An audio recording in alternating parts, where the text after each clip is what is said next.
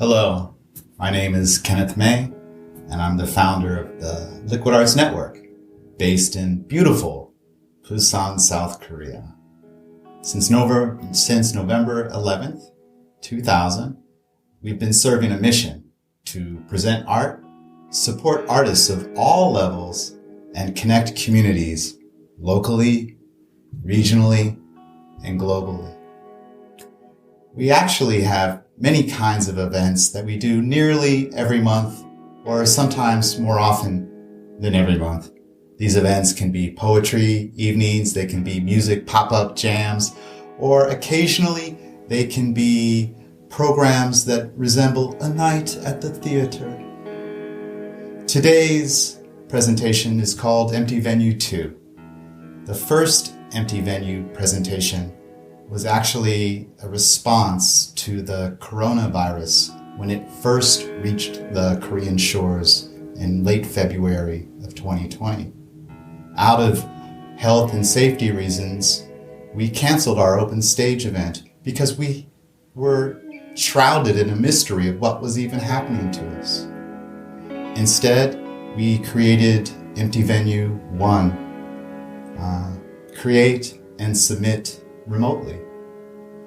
It turned out to be a literary publication of illustrations and short prose. What you will find in this presentation is a video representation of our events.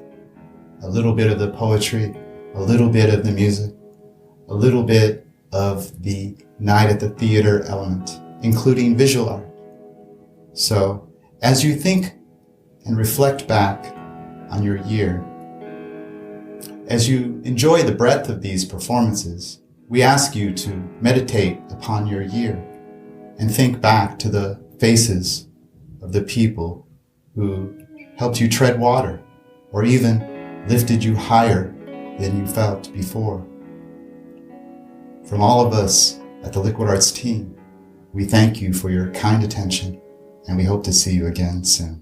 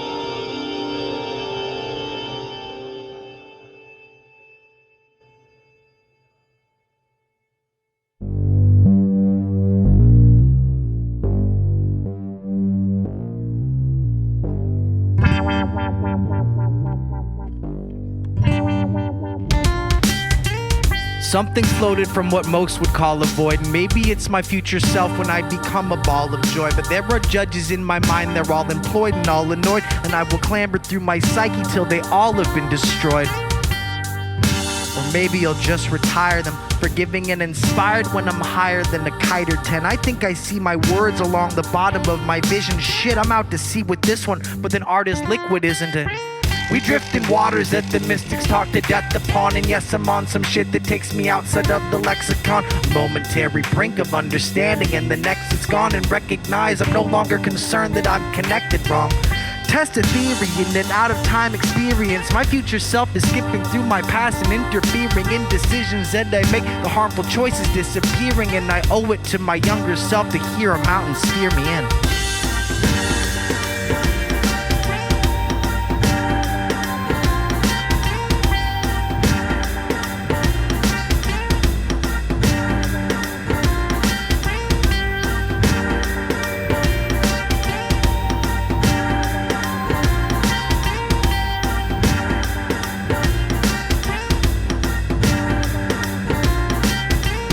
Nice and cozy, I rhyme and the mics expose me as someone who wrote these flows to a forest they hope would grow trees, throw seeds, hope that they grow roots in your attention as they weave into your neurons spanning to the next dimension.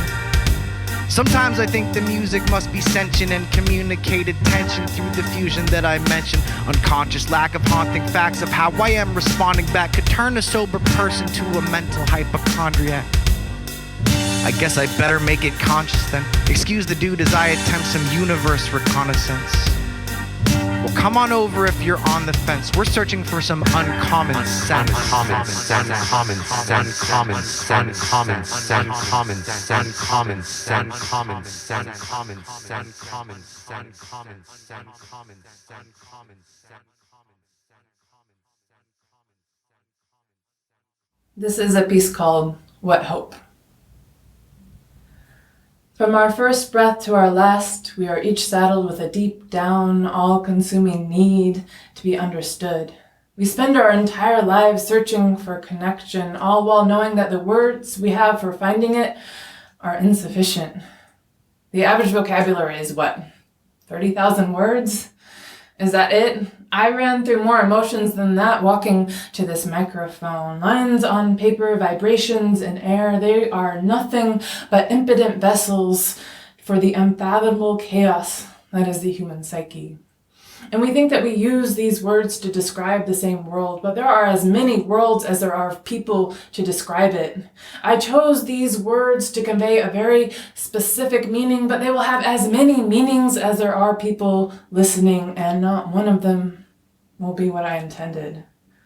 And that's why, as a species, we ravenously create and consume, constantly searching for meaning in things that are inherently meaningless, endlessly screaming into a void in the futile hope that one day the void might scream back. We spend our entire lives searching for somebody who understands, but you can never really know another person. You can only know the image that you have in your head, and that image is only created by the stories they choose to tell. Even if we somehow manage to find a person whose image of us matches the image we have of ourselves, they will still only be able to understand us for a time, never for a lifetime. And so we become comets, passing each other in the vast expanse of outer space, coming close but never quite touching, never quite fulfilling that need that each of us is born with. What hope for happiness did we have when the only truly universal human experience is that of being misunderstood?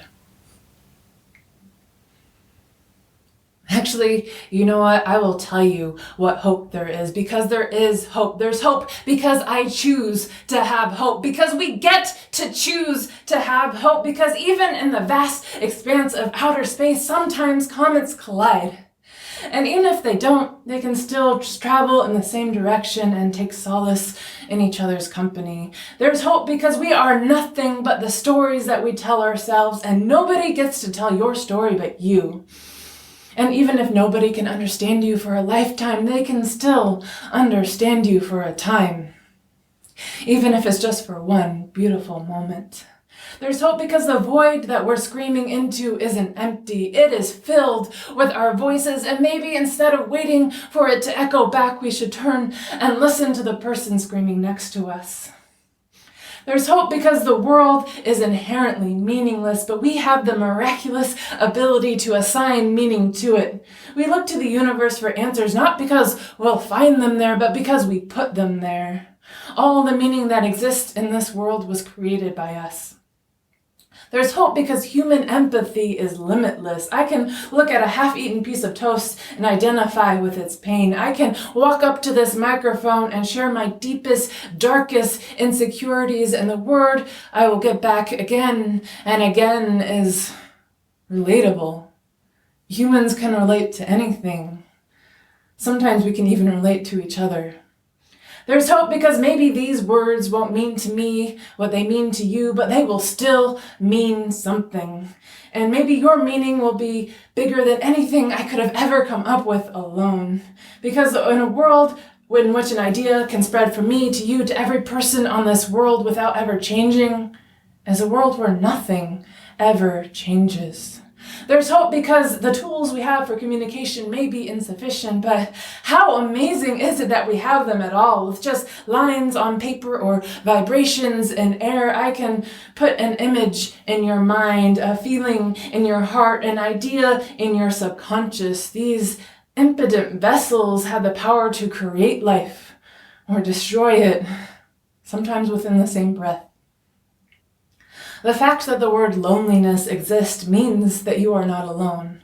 A word is only created when enough people have the same feeling, the same idea, the same image to necessitate a shorthand. So the fact that we gave it a name means that you're not the only one who's felt that way. So remember that the next time you feel like you are always out of place, there is a word for that. Monocopsis. Remember that the next time you feel physically unable to describe your feelings, there is a word for that. Alexithymia. Remember that the next time you feel crushed by the sheer weight of existence, trapped between wanting to do good and being unable to care, haunted by the image in your mind of who you are supposed to be, of how life is supposed to be, and never being able to make that a reality. There is a word for that. Human. From our first breath to our last, we are each saddled with a deep down, all-consuming need to be understood. We spend our entire lives searching for connection. And sometimes, when we let the right words fall in front of the right people, we find it. Thank you.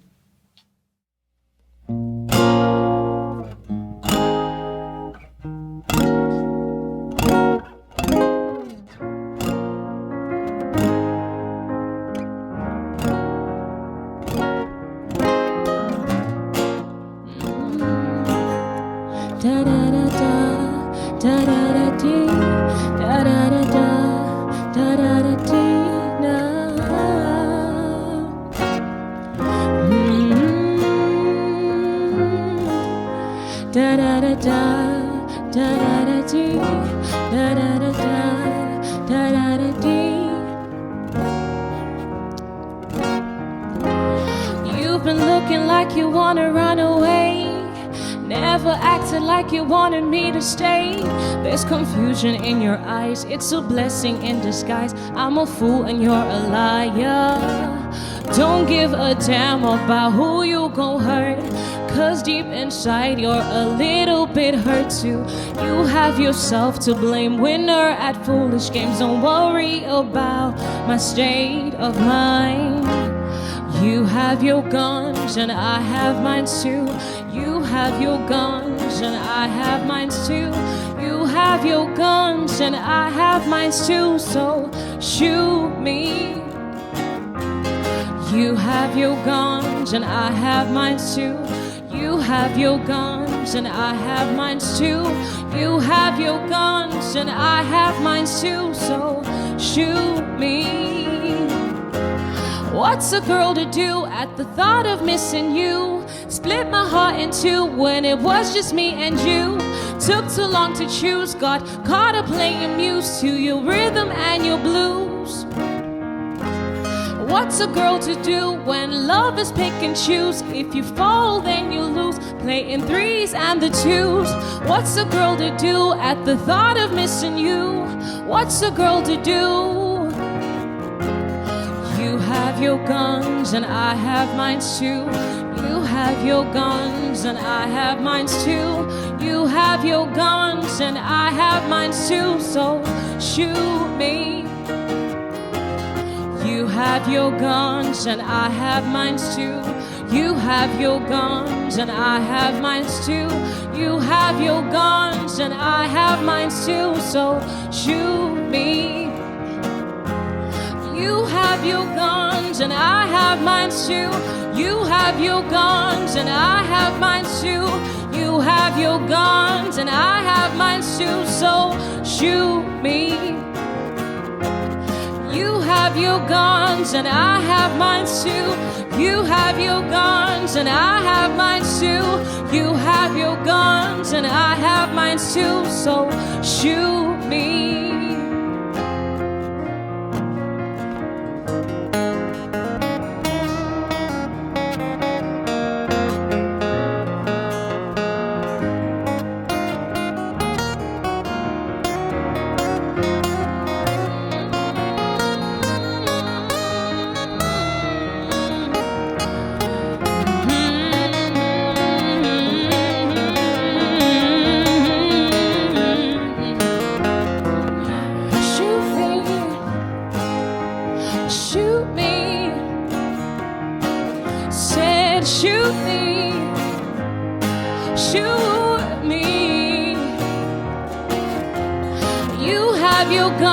And I have mine too. You have your guns and I have mine too. You have your guns and I have mine too. So shoot me. You have your guns and I have mine too. You have your guns and I have mine too. You have your guns and I have mine too. So shoot me. I said shoot me. Shoot me, shoot me, shoot me.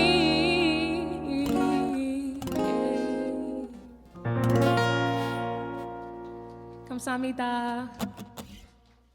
All right, great. Okay, thank you.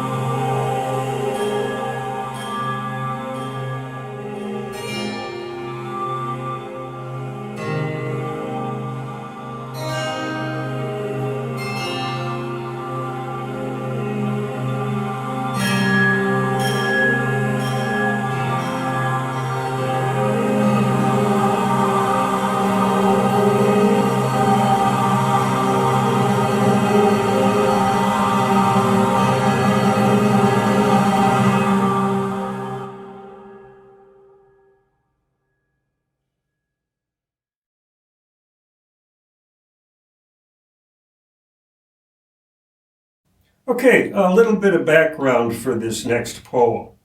This is straight from Google. The acoustic tin can telephone, or lover's phone, has been known for centuries. It connects two diaphragms with a taut string or wire, which transmits sound by mechanical vibrations from one to the other along the string or wire. The classic example, of course, is the children's toy made by connecting the bottoms of two paper cups, metal cans, or plastic bottles with tautly held string.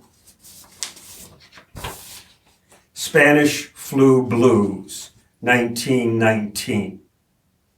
When cases reached intolerable proportions in our town, we had to social distance some 50 arm spans apart in every direction, with tin cans and taut string for conversation.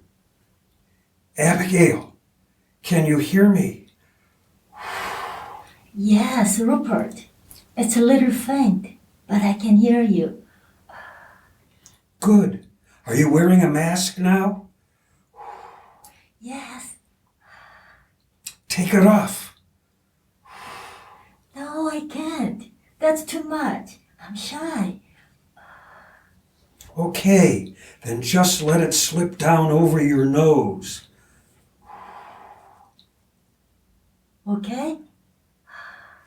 Okay, good. Now your upper lip. Okay? Sure, fine. And now your lower lip.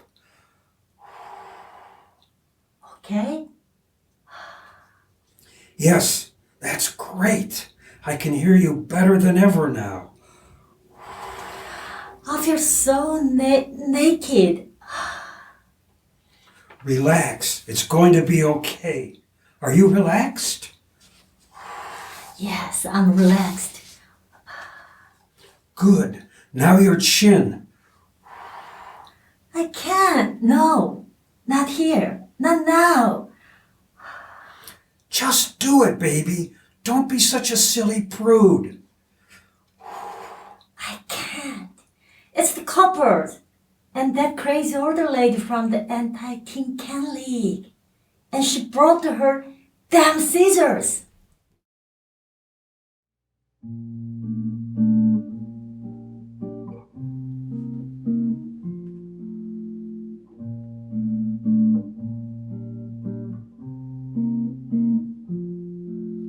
J'avoue, je n'ai pas vous, mon amour. Avant d'avoir vent de vous, mon amour. Ne vous déplaise en dansant la javanaise. Nous aimions le temps d'une chanson. À votre avis qu'avons-nous vu cet amour? De vous à moi, vous m'avez eu, mon amour. Ne vous déplaise en dansant la javanaise. Nous aimions le temps d'une chanson.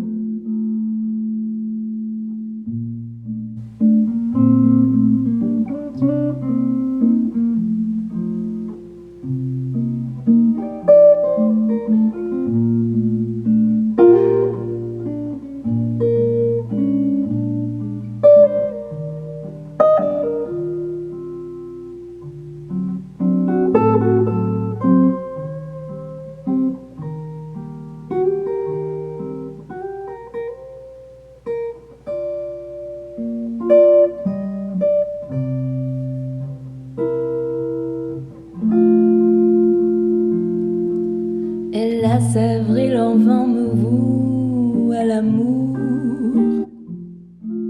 J'avais envie de voir en vous cet amour. Ne vous déplaise en dansant la javanaise.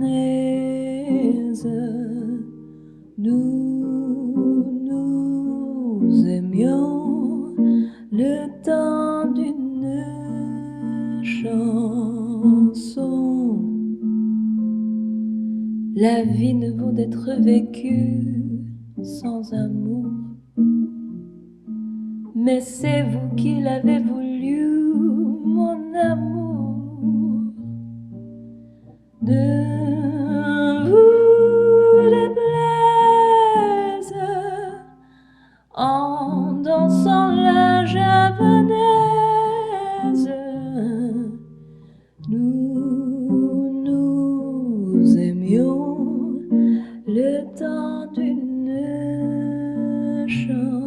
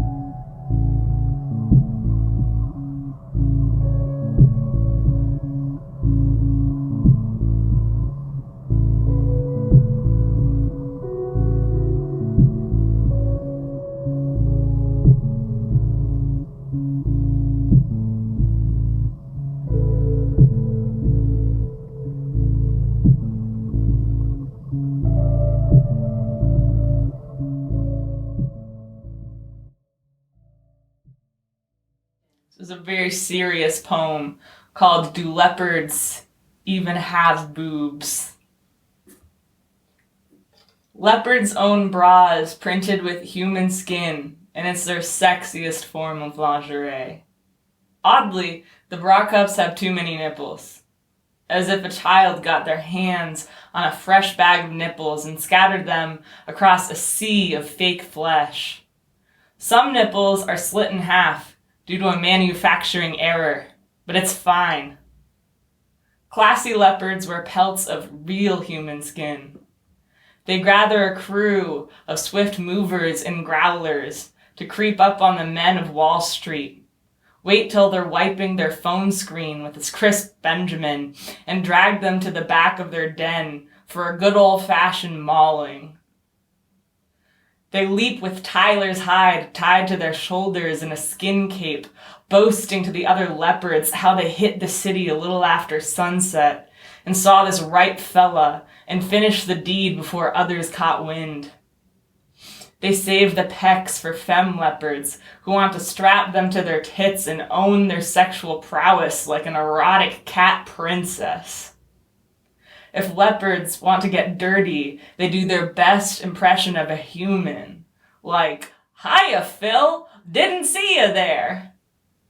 And when a leopard is rejected by their lover, they will sling their bra onto the nearest cactus and stand on their hind legs in their bare leopard wonder and declare to the creatures skittering along the cracked desert floor, "This is me, weird and unsheathed.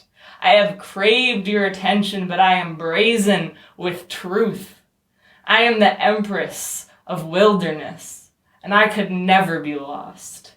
Feel a little sad sometimes, feel a little mad sometimes too, but I had it all, since I was born.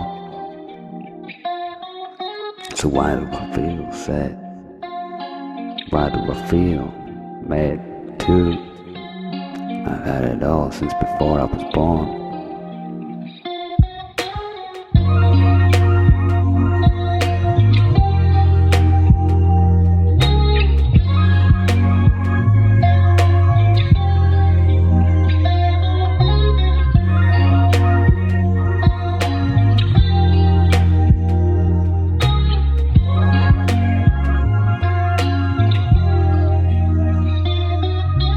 Feel a little sad sometimes, feel a little mad sometimes too. But I had it all since I was born. So why do I feel sad? Why do I feel mad too? I've had it all since before I was born.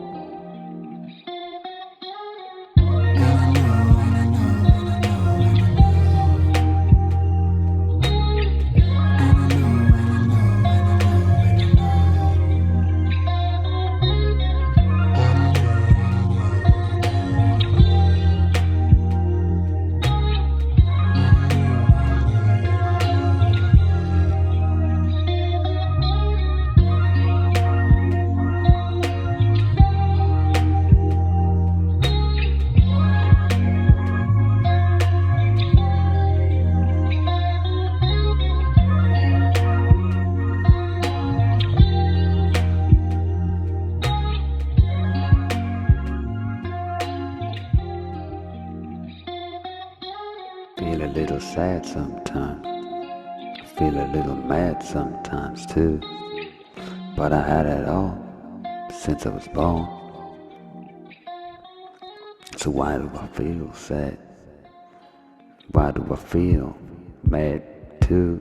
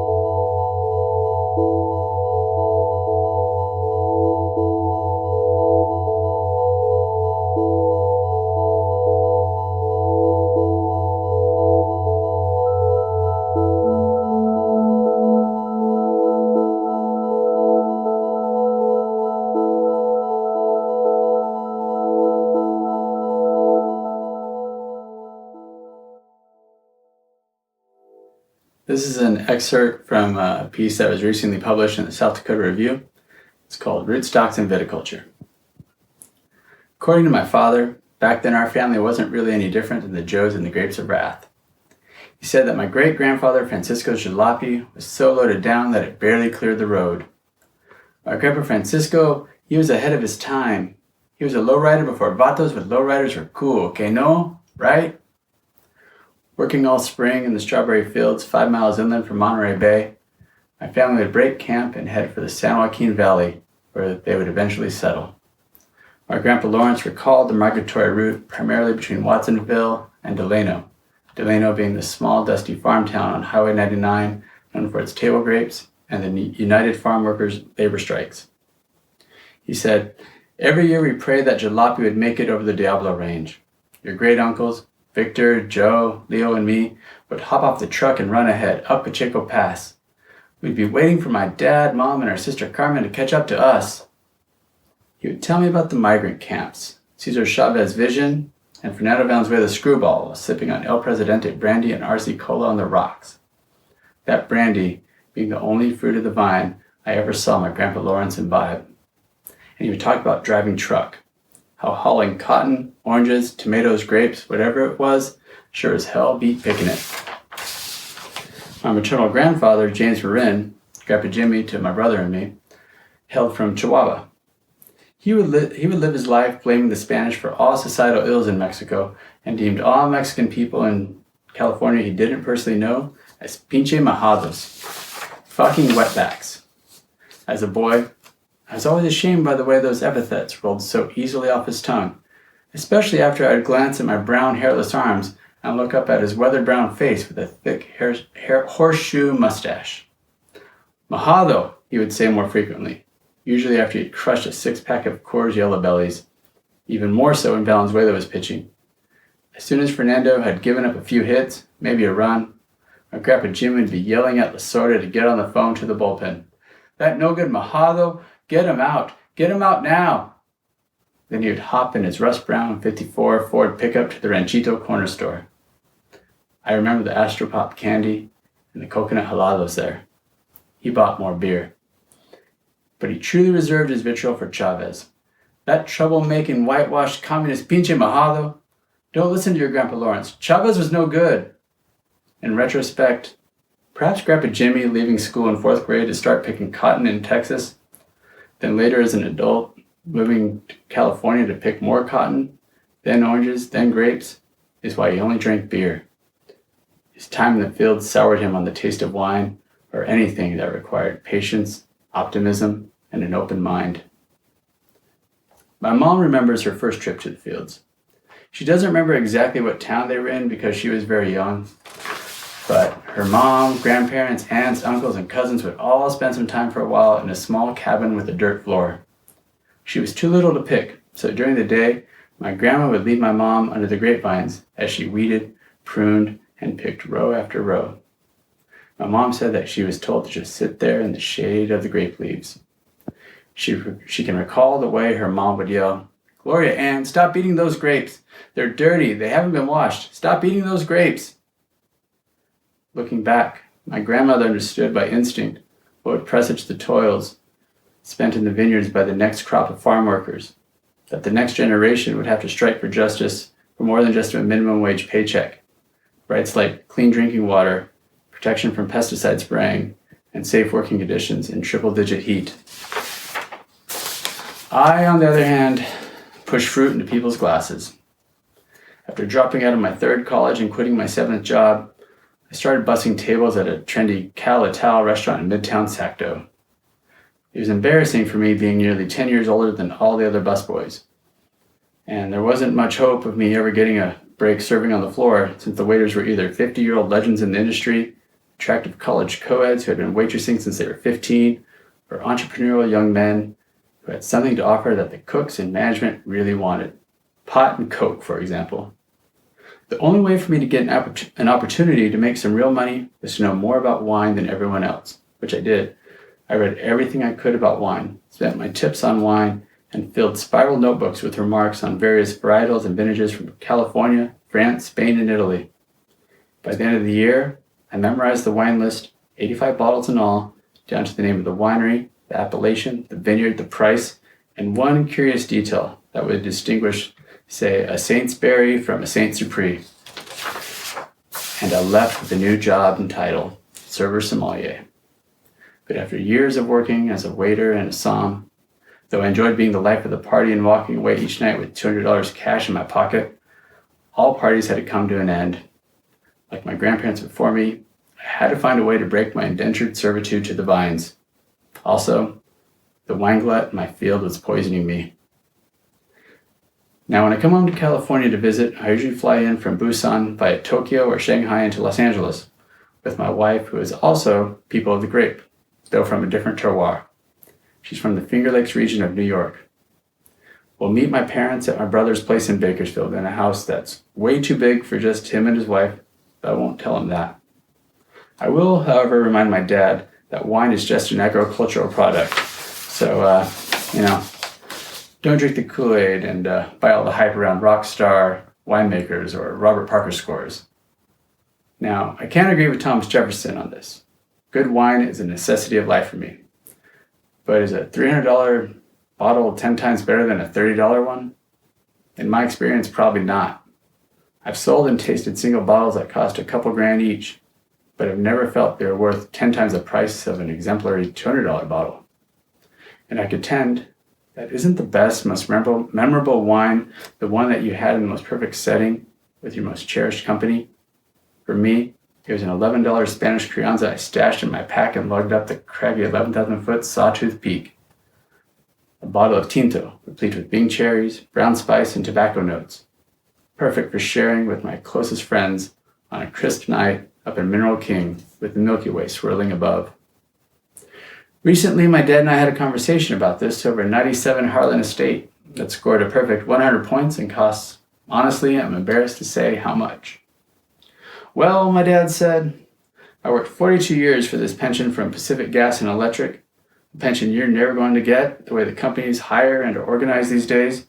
You can't just work for the same company, all your life. Work your way up from meter reader to office management with a high school degree like I did. Sorry, son. But you know what? Thanks to that pension, you could say PG&E Company is now paying me to drink this wine. Que no? Right? When was the last time you were home? Not soon enough. So what the hell? Do you want a glass or not? Salud.